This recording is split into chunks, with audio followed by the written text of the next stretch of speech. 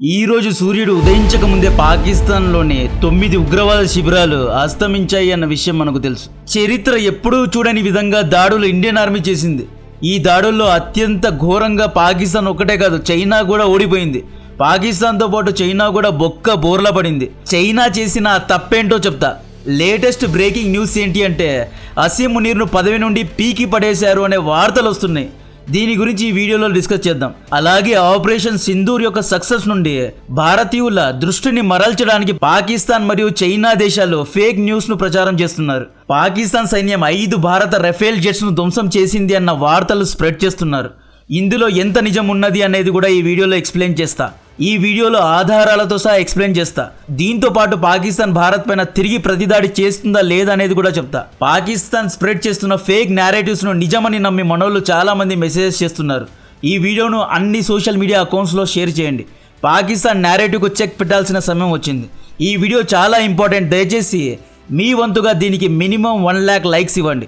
ఈ రోజు ఈ వీడియో రిలీజ్ చేయడానికి ట్రై చేస్తా. మనందరం కలిసి ఈ ఫేక్ ప్రాపగెండాకు ఎంత వీలైతే అంత ఫాస్ట్ గా చెక్ పెట్టాల్సిన సమయం వచ్చింది. బార్డర్ లో ఇండియన్ ఆర్మీ చూసుకుంటుంది. సోషల్ మీడియాలో మనం చాలా ఫాస్ట్ గా రియాక్ట్ అవ్వాలి, చాలా ఫాస్ట్ గా పనిచేయాలి.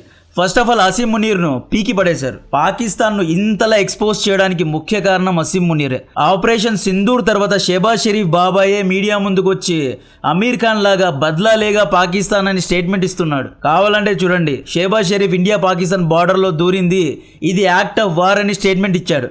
దీనికి ప్రతీకారం తీర్చుకుంటామని అంకుశం మూవీలో రాజశేఖర్ లాగా ఊగిపోయాడు. ఈ జోకర్ను పక్కన పెట్టండి. ఈ పాకిస్తాన్ డిప్లొమాట్ వీడియో ఒకసారి చూడండి.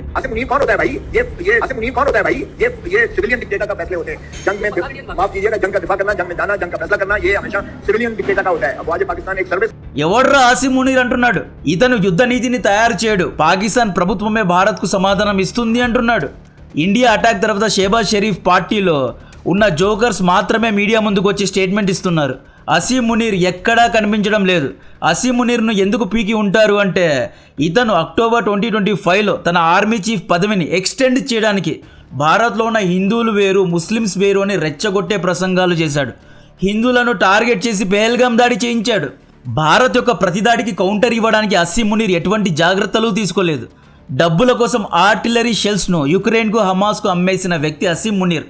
F-16 యుద్ధ విమానాల్లో 50% విమానాలు రిపేర్లో ఉన్నా రిపేర్ చేయించలేదు. సబ్మరైన్స్ అవుట్ ఆఫ్ సర్వీస్లో ఉన్న అసీం మునీర్ డబ్బులు పెట్టి రిపేర్ చేయలేదు. ఇండియా యొక్క రఫేల్కు సమాధానం ఇవ్వడానికి Asim Munir iron dome S-400 వంటి యాంటీ మిజైల్ డిఫెన్స్ సిస్టమ్ను కొనుక్కోలేదు.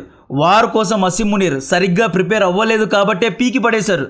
ఈరోజు ఇండియన్ ఆర్మీ అవలీలగా దాడి చేస్తున్న చేతగాని వెదవల్ల అసీం మునీర్ చూస్తూ ఉండిపోయాడు, కానీ అక్కడ ఏమీ చేయలేకపోయాడు. అసీం మునీర్ను సస్పెండ్ చేశారు అనే వార్తలో ఎంత నిజం ఉంది అనేది పూర్తిగా తెలియదు.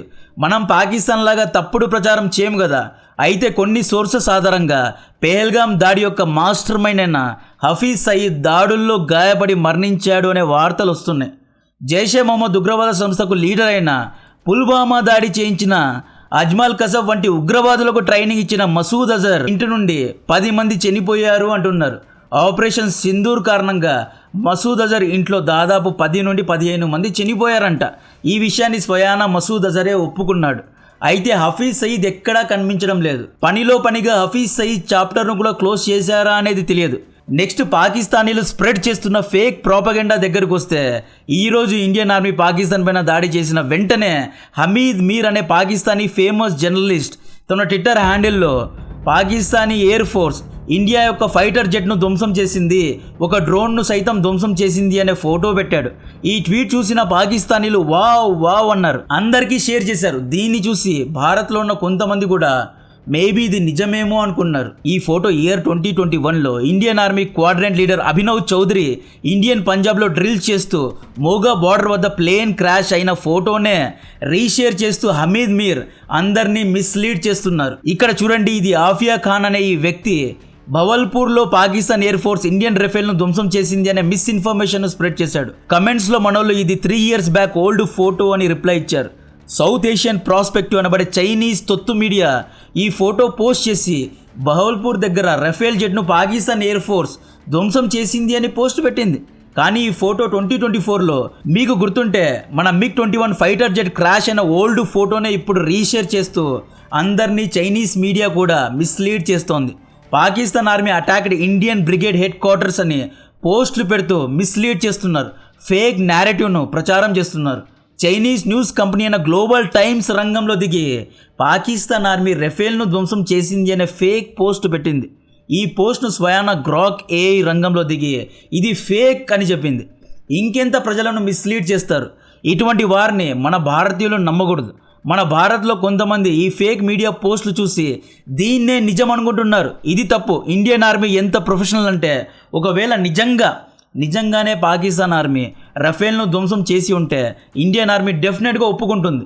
ఫస్ట్ ఆఫ్ ఆల్ పాకిస్తాన్ పైన దాడి చేస్తే చైనాది ఎందుకు కాలుతోంది, చైనాది ఎందుకు మండుతోంది అంటే ఎందుకని చైనీస్ మీడియా రఫేల్ యుద్ధ విమానాలపైన పడి సస్తున్నాయి అంటే పాకిస్తాన్ చైనా దగ్గర HQ-9 అనబడే మిజైల్ డిఫెన్స్ సిస్టమ్ను కొనుక్కున్నదండి.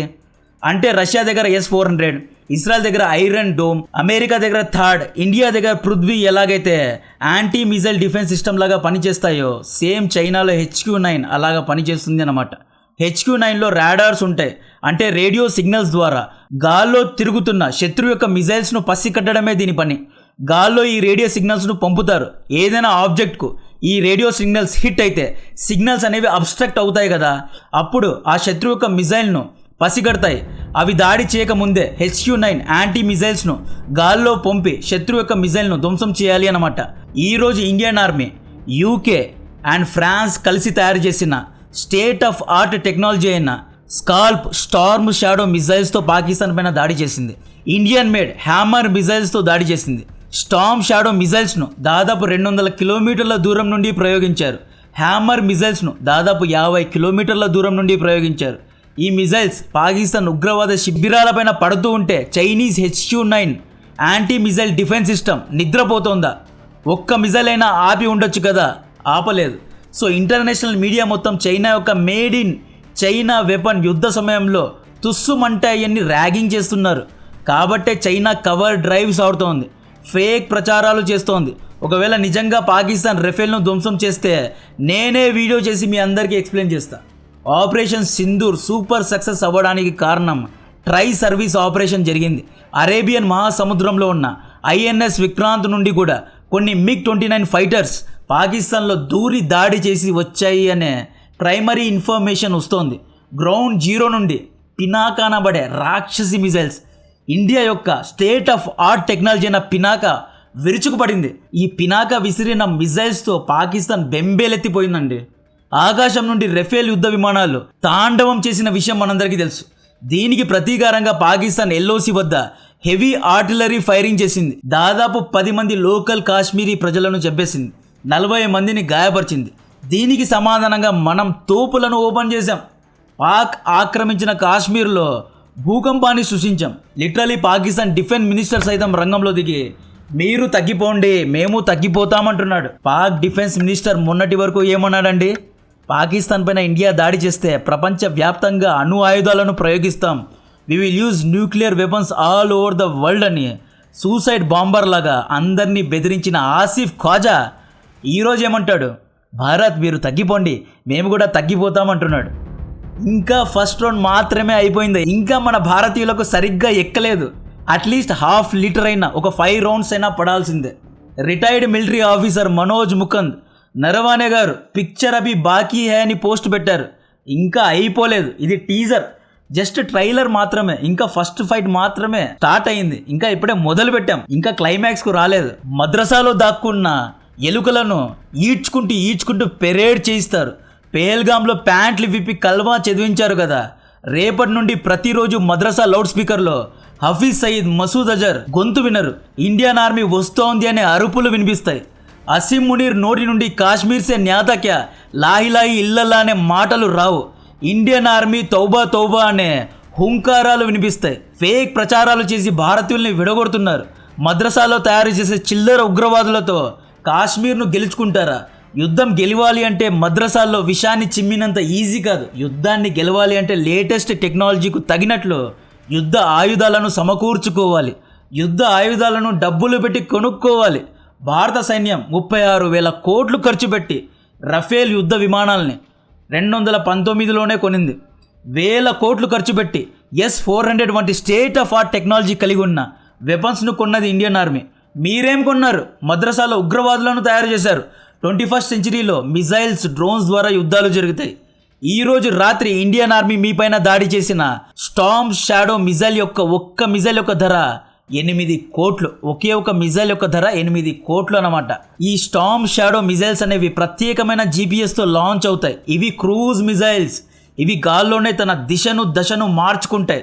మీ దగ్గర ఇటువంటి మిజైల్స్ ఉన్నాయా?